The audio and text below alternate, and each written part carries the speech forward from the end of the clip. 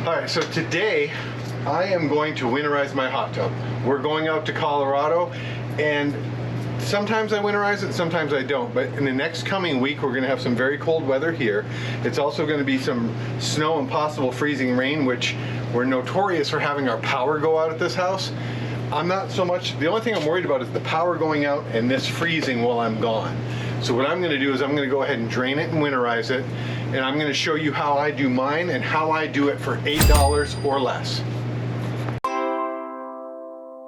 If you were gonna have somebody come out and winterize your hot tub for you, it would be a pretty good penny to have that done.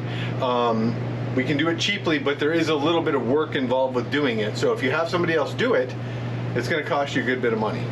And you know, doing things yourself allows you to be free. All right, so to get started, you're gonna need a few things. You're gonna need at least 2 gallons of your RV and marine antifreeze that we're gonna put in after we get all of the water out. You're gonna need a shop-vac to get the water out of the lines the best that you can, and then we'll put the antifreeze in on top of what's left so it doesn't freeze. You're gonna need a couple of old towels. You're gonna need a funnel that's got a small end on it to be able to get it into the jets. And you're gonna need some hoses. Now, what I do is I have a drain that comes out the bottom, and most hot tubs do. I have a dedicated hose that I leave down there for that. But then I have 2 additional hoses that I'm gonna use, and I'm gonna show you how you can drain your hot tub a lot quicker with 3 lines going at the same time. You're also gonna need something to bail some water out, the imprints and the seats, and sometimes you can't get it all out of the floor, and you need this to get the rest of the water out. All I did was take one of these old containers and cut it out so I can use it to bail any water out. Normally, your first step would be hooking a hose up to your bottom drain, but what I like to do is actually get my other lines running first. So right now, you see my hot tub? It doesn't have all the jets going. So what I'm gonna do is I'm gonna turn on the jets on this side.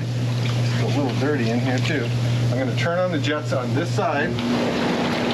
And what I'm gonna do is I'm gonna use the force from these jets to basically kind of power siphon, get water running out.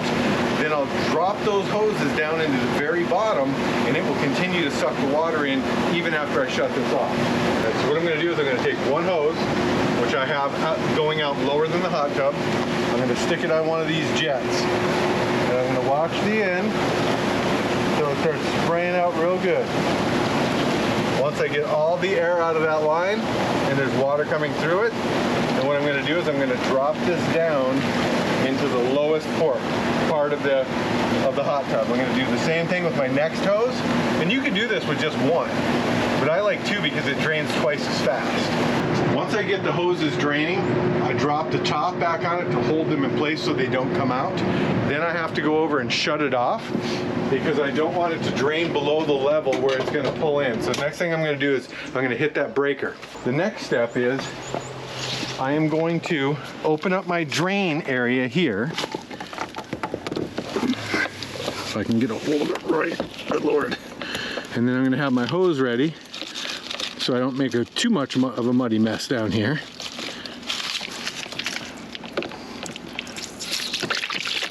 And I'm gonna hook that on.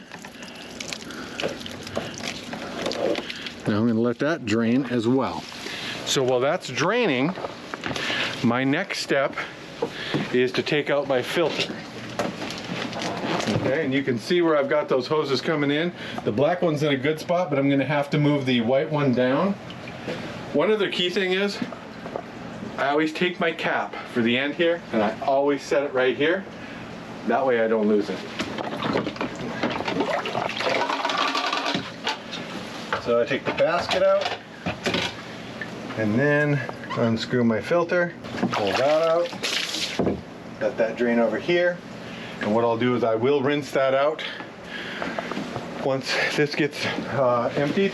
So now what I'm gonna do is I'm going to fish this line, the white line that was not in the bottom, down into the bottom.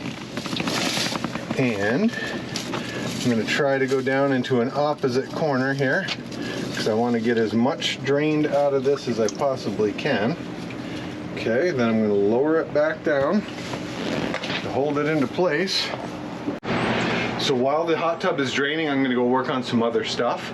And then when we come back, I will take you through the next several steps and we'll show you how to do this for less than $8. One other quick tip, while you're emptying the hot tub, once the water level gets below the seat, it's easier to actually bail it into the center where it will continue to drain through the hoses. So as I go along now, when it gets down here, I can dump it into the center instead of having to dump it out all over and making a mess around up near the hot tub. It just goes through the hoses. So that's another little quick tip. One other quick tip, as it's getting down near the bottom, you can move those hoses to the lowest point in the hot tub to get the water. And you can see by bailing that water off those seats, it gets it down in the bottom. And we'll still have to bail a little bit and wipe it up, but it's working pretty well. Okay, so we got most of the water out. I'll show you what's left right now. And what I'm gonna do is I'm gonna move on to the next step before I start wiping everything out, because there may be some spillage and different things with the antifreeze, some other things as we go along. So our next step is going to be using the shop-vac, and I'm going to get that set up and show you how to do that. So one of the things I like to do with my shop-vac is use the blower function first. If you don't have that function on your shop-vac, you can just use the suction. But what I like to do is plug my hose into my blowing section of this came off my shop-vac, and then what I'm going to do is I'm going to go around to the different jets and blow air through to get any additional water out through my line that's going out. And what I'm going to do is I'm going to start off over here where I would normally have my filter, and I'm going to turn it on the blower and then see what water. It may spray out inside too, but I want to get as much of the water out of the lines as I can first, and then we'll go from there. Now what I'm going to do is I'm going to take the hose off where the water drains out the bottom of the hot tub. And that way when I'm blowing stuff out, anything else additional that comes out, I can see it kind of making more of a wet mess. I'm going to scoop out some additional water here. This is always fun because I got to lean over to do it. Now what I'm going to do, once I switch to the vacuum mode, I'm going to go to my outside hose and I'm going to hook it up with the vacuum. The suction kind of do the same thing again, only doing it on the lower valves with suction to suck out anything else. Next thing I'm going to do is I'm going to put the cap back on my main drain plug out of the bottom of the hot tub. I'm going to take my funnel and I'm going to start to put antifreeze in each of these jets. I always start with where the filter is first. I put a good bit of antifreeze in there. Fill up the bottom of the lines, and then I start over on the side. And I usually just kind of work my way across the top down. It will spill while you're doing this, but it's not a big deal. You just want to try to get a decent amount down in that line, so any water that's in there basically has antifreeze in it. And this is mainly just alcohol and then some pink coloring to denote that it's the RV version.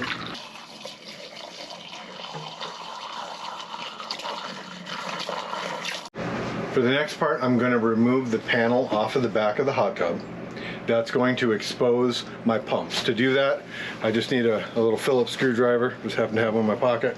I'm going to take that panel off, and then I'll bring you around on top of each pump. There is a drain plug on the top. It's actually on the top, so I'll try to suck as much as I can out of there with the shop-vac, and then I will release the pipe fittings near the pumps.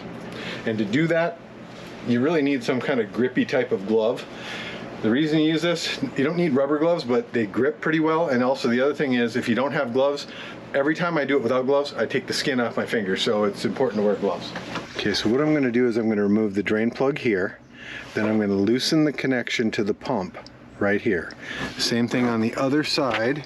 Let's see if we can get out here. Here's the pump drain plug right here, and then here's the connection. You can see that the antifreeze has come in through the lines where I've put it in. And so when I open this drain plug, any water that's in there should come out. I'm gonna hit it with the vacuum real quick just to put a little quick suction on it. So if there's any water in there, it sucks it out and pulls in the antifreeze. When I take the drain plugs out, I put them in here next to the pump, but I put them on each side where they go to. So that way, when I go to put them back on. And also, if you see, I've got a little mark there. That way I know when it's tight. All right, and now I'm going to take the shop-vac and just put a quick suction on here and on that other area, and then I'm going to loosen up these pipe fittings.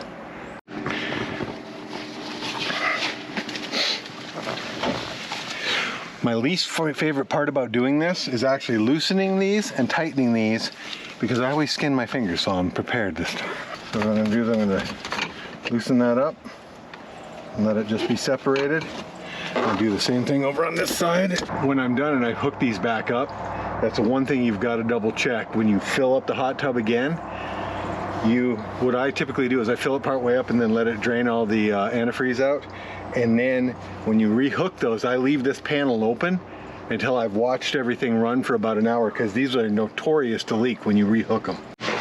So that is winterizing your hot tub for $8 or less. It is a little bit labor intensive, but I'd rather put the time in myself than pay somebody else to do it.